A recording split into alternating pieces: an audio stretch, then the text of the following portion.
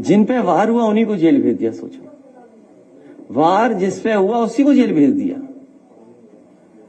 मिश्रा जी कम से कम बोल तो रहे हैं, उन्हें सजा बोलने की मिली है। जैसे किसी को खाता नहीं भाता, हाथा नहीं भाता, हाथा तो समझ रहे होगे ना, हाथा ही नहीं भाता, किसी को पसंद ही नहीं है। तो समझ लो यही बात है कि मिश्रा जी क्योंकि सरकार के खिलाफ समय समय पे कुछ बात कह दे रहे थे, भाई जेल तो उसको जाना चाहिए था जिसने कहा करणी सेना का कौन साथी है कि हम लोग जान ले लेंगे, मार देंगे, गोली मार देंगे। भाई ये जो साथी हमारे पत्रकार पूछ रहे हैं, ये सीरियस बात है। टाइगर जिंदा तो फिल्मों में होता है, हकीकत में नहीं होता। हकीकत में पता नहीं कौन क्या कर दे। दुनिया में तमाम उदाहरण है, तमाम उदाहरण है, अपने देश के उदाहरण है। दूर क्यों जाते हैं हम लोग? भाई ये नफरत कौन पैदा कर रहा है, जहर कौन घोल रहा है? अरे ना समझ है। उसके परिवार का पता करो, एक खोखे की दुकान है, चाय बेचता है परिवार, आप भी जानकारी करना। अरे भाई जो लाइव मर्डर देखा, अगर उनका बैकग्राउंड देखोगे आप, तो क्या वो कोई बहुत बड़े रईस लोग थे क्या जिन्होंने मर्डर किया है? आप बैकग्राउंड पता करिए। ये सरकार जस्टिफाई नहीं कर पाएगी कि इतनी कीमती रिवॉल्वर उसके हाथ में कैसे आई है। कैसे सरकार जस्टिफाई करेगी? और फिर मुंबई में जो घटना हुई थी, बहराइच का एक लड़का नहीं निकला था क्या? ये तो सरकार कराना चाहती है, मर्डर हो जाए सरकार। भाई सरकार ही तो कराएगी। अच्छा उससे तो पता नहीं, भाई हमें क्या लेना देना कहना से? हमारे तो संबंध बहुत अच्छे करणी सेना से। क्या नहीं है संबंध हमारे अच्छे करणी सेना से? बहुत अच्छे संबंध है। संबंध का खराब है हमारे। हम राजस्थान से पढ़े और हमारा सबसे प्रिय गाना वही है नुसरत फतेह अली खां का, जो मीरा का भजन उन्होंने कव्वाली बना दी या गजल बना दी। तब इस करणी सेना को इसके पीछे ही पड़ जाए। मीरा को भी ढूंढे कि कहां है मीरा, ढूंढे नुसरत फतेह अली खां कहां है। दोनों लोग स्वर्ग में मिलेंगे, जाओ ढूंढाओ। तो हमारा तो लगाव है। अब बताओ, मीरा का भजन सुनते हैं, हम कहेंगे बुलाओ प्ले करो यार मीरा का भजन।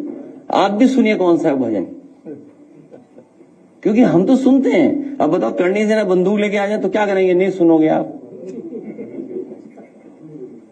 और इसीलिए 400 नहीं जीते। अगर 400 जीते होते, सड़कों पे होती तलवारें, सड़कों पे होती राइफलें। हम किसी से घबराने वाले नहीं कि बंदूक चला के गोली मार दोगे तुम। तुम्हारी उसी दिन नीयत मुझे पता लग गई थी जिस दिन तुमने एनएसजी वापस ली थी। एनएसजी जिस दिन वापस ली थी, उसी दिन मुझे आपकी नीयत और मंशा का पता लग गया था कि आप डराना चाहते हो।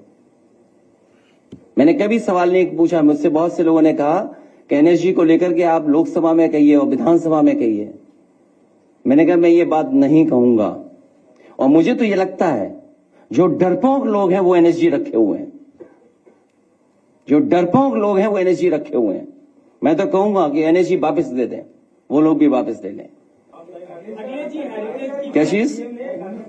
नहीं जाऊंगा ना, क्यों नहीं जाऊंगा मैं, लेकिन भीड़ के साथ नहीं जाऊंगा तमाशा करने हुए, जिस तरह और तमाशा हुआ है।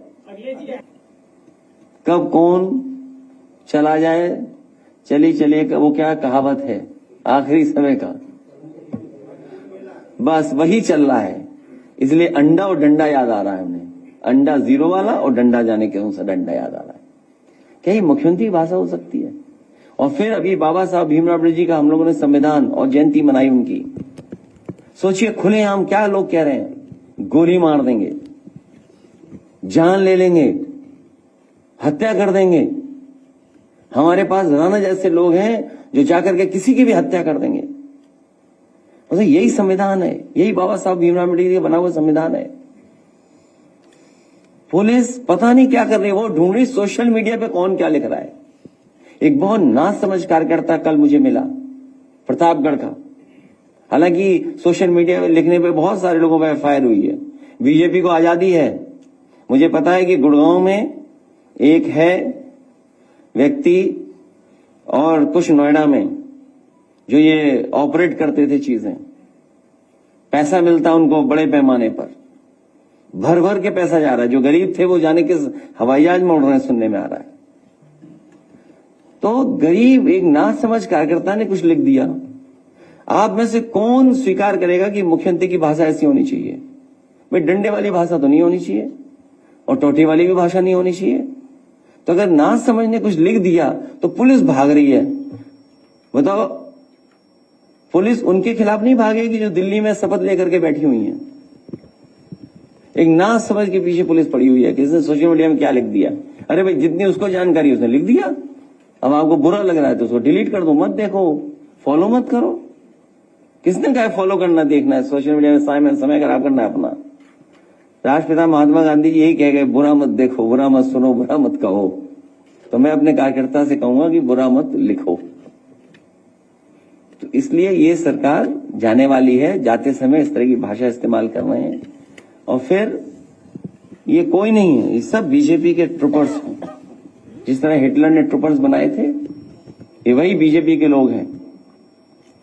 और जान ले लो, वो तो जान हम लोगों ने लाइव भी देखी है जाते हुए, हमने सबने देखा है लाइव। बीजेपी की सरकार में कोई भी जान ले सकता है किसी की। तो ये सब बीजेपी करवा रही है और बीजेपी का स्टेटमेंट भी नहीं कुछ आ रहा होगा। जो लोग हम लोगों को इतिहास फलाने ठिकाने ये पन्ने पलटने की बात कर रहे हैं, इतिहास न पलटे तो ही अच्छा है। सुनने हमारे डीएनए तक की बातें कर रहे हैं। मैंने तो कहा था कोई साइंटिस्ट हैं क्या मुख्यमंत्री जी, कोई डॉक्टर हैं क्या मुख्यमंत्री जी? जब नहीं तब डीएनए टेस्ट होना चाहिए। अरे भाई डीएनए टेस्ट क्यों होना चाहिए? तो ये सब इसलिए है क्योंकि इन्होंने किसान की आय दोगुनी नहीं करनी थी, नौकरी रोजगार मिला नहीं, इंसेंटिव आए नहीं, डेवलपमेंट हुआ नहीं, बिजली महंगी है, पूरे उत्तर प्रदेश की जमीन को भूमाफिया खरीद रहे हैं भारतीय जनता पार्टी के लोग। ये सब हो रहा है।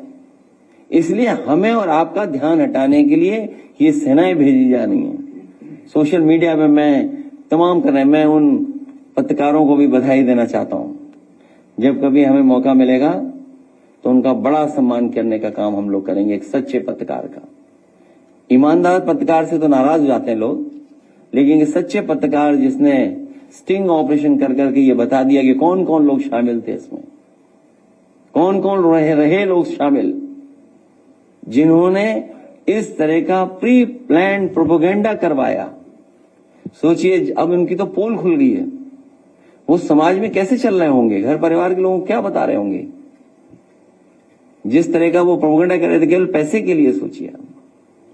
और उसमें ऐसा नहीं कि मुख्यमंत्री शामिल नहीं थे, मुख्यमंत्री खुद शामिल रहे होंगे, क्योंकि पैसे का लेन देन हुआ है, सुनने में आ रहा है।